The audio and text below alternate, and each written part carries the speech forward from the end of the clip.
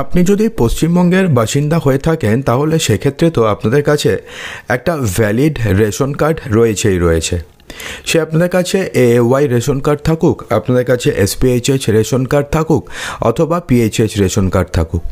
তো সেক্ষেত্রে কেন্দ্র সরকারের তরফ থেকে রেশন কার্ড নিয়ে এবার জারি করা হয়েছে আরও একটি বড়সড় আপডেট। হ্যাঁ বন্ধুরা, আপনাদের কাছে যদি রেশন কার্ড থাকে তাহলে এই আপডেট সম্পর্কে তো আপনাদেরকে জানতেই হবে।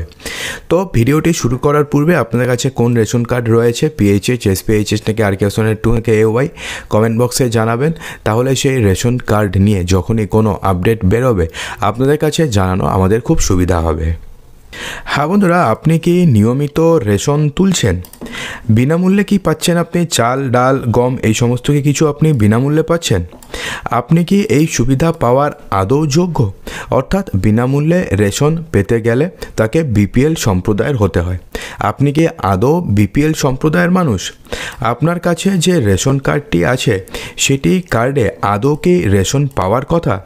এই সমস্ত কিছু কিন্তু এবার যাচাই করবে আয়কর দফতর।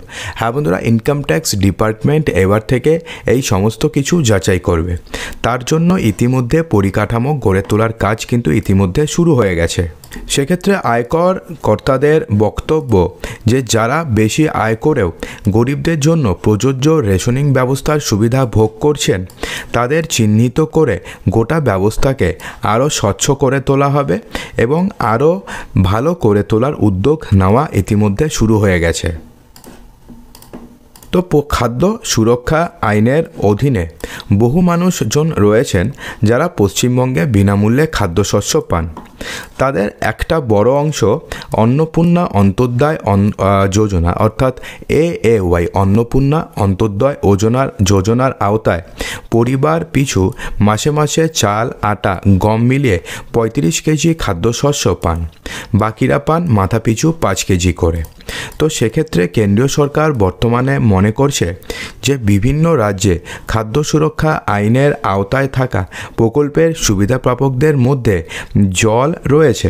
তার কারণ অনেকেই এমন রয়েছে যারা আদৌ BPL ক্যাটাগরির মধ্যে পড়েই না, কিন্তু তাদের কাছে AAY রেশন কার্ড রয়েছে এবং সেটা দিয়ে তারা 35 কেজি খাদ্যশস্য বিনামূল্যে প্রতি মাসে পাচ্ছে। অর্থাৎ যাদের বিনামূল্যে রেশনের কোনো প্রয়োজনই নেই তারাও এই সুবিধা নিয়ে থাকেন। অথচ ভর্তুকি বাবদ বিপুল অর্থ খরচ করতে হচ্ছে কেন্দ্র সরকারকে।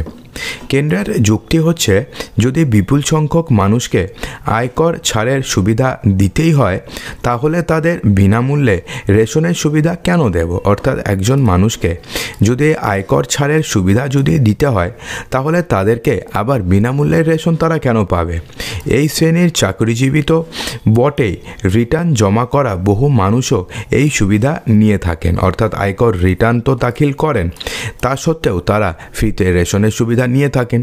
কিন্তু নর্মালি যারা ITR ফাইল করেন তারা তো আর ফ্রিতে রেশনের তারা তো কোনো সুবিধা পাওয়ারই কথা নয়। কিন্তু এমনটা হচ্ছে না, এমন অনেকে রয়েছে যারা চাকরি করেন, ITR ফাইল করেন, তারাও ফ্রিতে রেশন নিচ্ছেন। তো সেখানেই কাটছাট করতে বর্তমানে উদ্যোগী হয়েছে সরকার।